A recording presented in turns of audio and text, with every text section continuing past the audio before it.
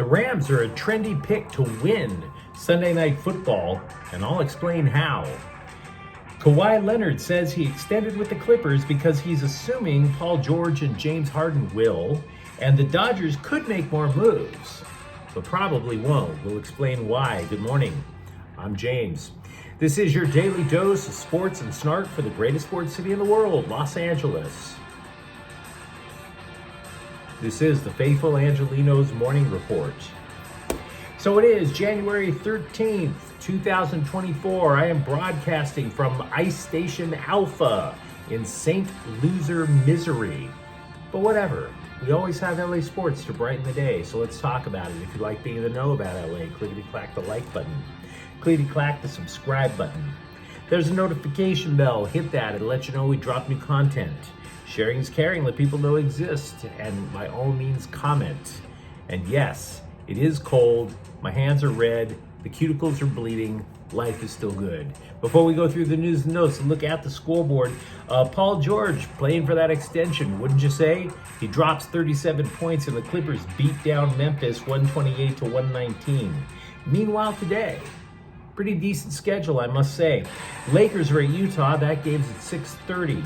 The Kings will be at Detroit, desperately hoping to snap that losing streak at 4 o'clock. And USC, in their first game without Isaiah Collier, they will be at Colorado at 7 o'clock. What do you say we get to the news?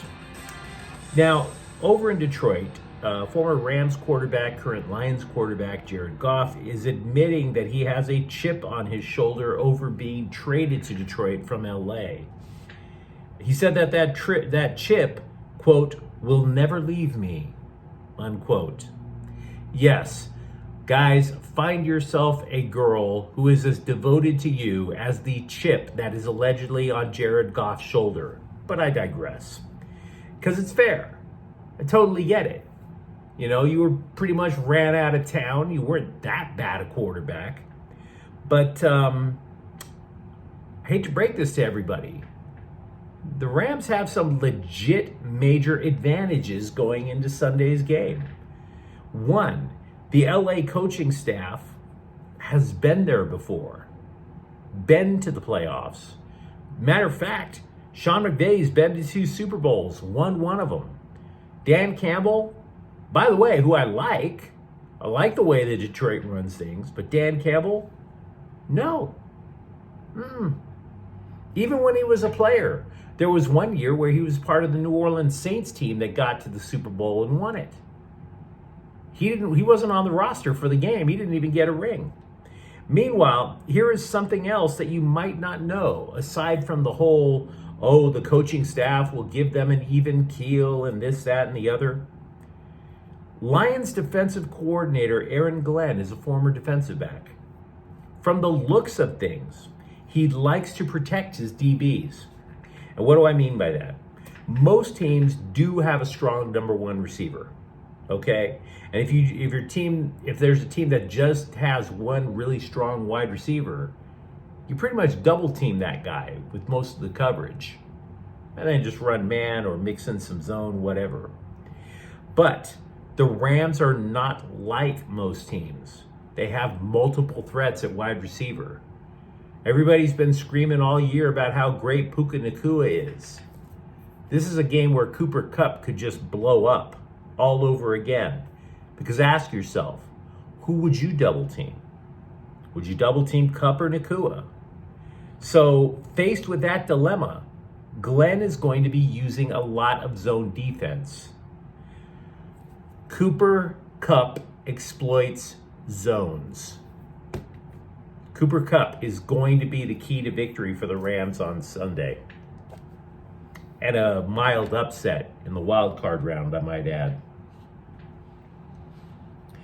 Kawhi Leonard was asked about signing an extension with the Clippers and said that he did so with the expectation that Paul George and James Harden would do likewise. He said so to ESPN.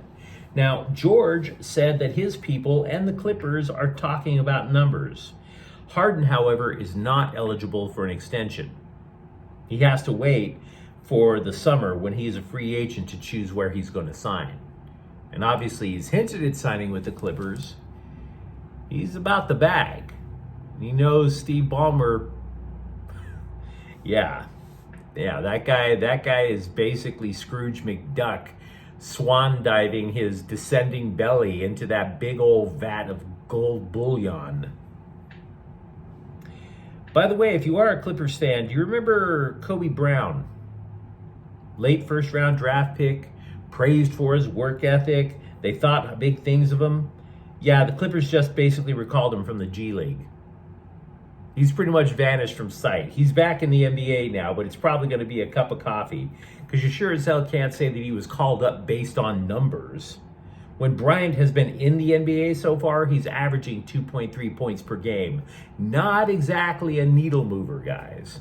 Not exactly a needle mover. And by the way, the Clippers also recalled Mason Plumlee from the G League. He had a sprain in his medial collateral ligament. Basically, the upshot is this.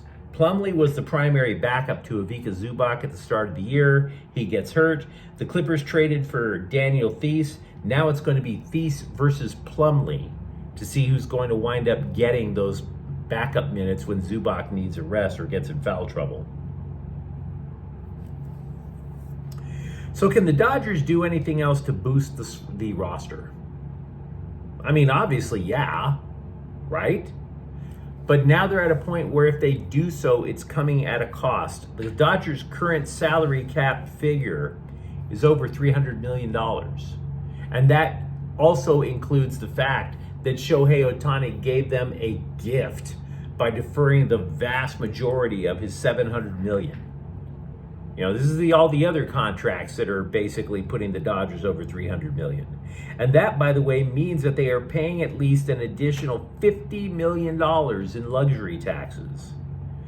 Now, it's not the highest payroll or luxury tax. That's still the Mets. But it is up there for LA. Absolutely. That 1-year austerity plan has come back like gangbusters. Now, obviously, I do not bring the whiteboard of idiot sports writer Dodger rumor lists. But what I can tell you is we can chop another name off of the said rumor list. San Francisco has finally stopped hitting the snooze alarm on the offseason. You know, as if the hot stove league was just a delightful snuggie to go get your hibernation on. The Giants have signed pitcher Jordan Hicks. Now, honestly, they're reaching here, just like the Dodgers have tended to reach for some pitchers in the past. He's a mid-free agent at best. He throws hard, but Hicks was almost designated for assignment last year. And now he's going to be a starter in the Giants rotation. Good luck with that, guys. Good luck. Vice President of Player Personnel, Will McClay, will not interview for the open GM gig with the Chargers. He is preferring to stay with the Dallas Cowboys. By the way, don't be surprised about that, because Jerry Jones pays everybody top dollar. Defensive coordinator Dan Quinn was considered a possibility to take over the Chargers head coaching gig. He's a defensive coordinator in Dallas. He says, yeah, I get paid head coach money just to be a DC. So there you are. You may have noticed that not only do I keep idiot scribe rumors on the Dodgers, but I do so as well for the Lakers. I don't have that board. I mentioned that before. But more scribes are buying into the Lakers trading for Atlanta guard DeJounte Murray. The rationale is that the scribes believe the Lakers are really unhappy with their backcourt. And that actually does make sense. Austin Reeves lost his starting gig. He's been surprisingly strong off the bench, but he hasn't reached back into the starting lineup yet. Meanwhile, you have Cam Reddish, who's more likely to be injured than on the court, and D'Angelo Russell is once again deeply disappointing. Gee, how many times have we heard that in our lives? Lazar Stefanovic says that the UCLA basketball team's confidence is pretty rattled right now. Quote, "I guess that's normal when you start losing and are on a losing streak, but we've got to find a way to pick it up and stick together as a team," unquote. The Bruins, I just don't see them making March Madness now. I really don't. Hey, if I'm wrong, so be it.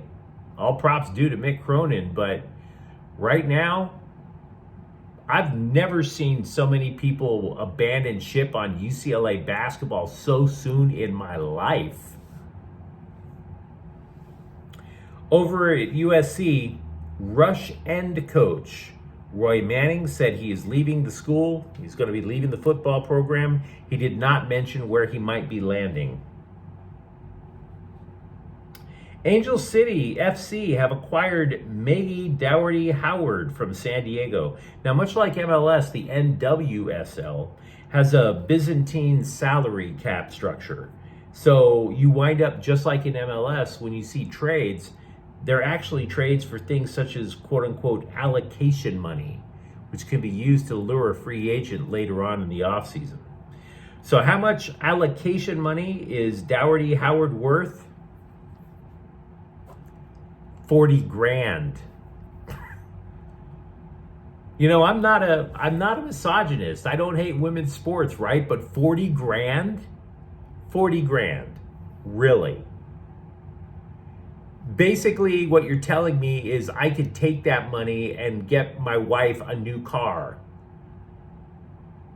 Maybe even a decent Honda right now, the way the economy's going.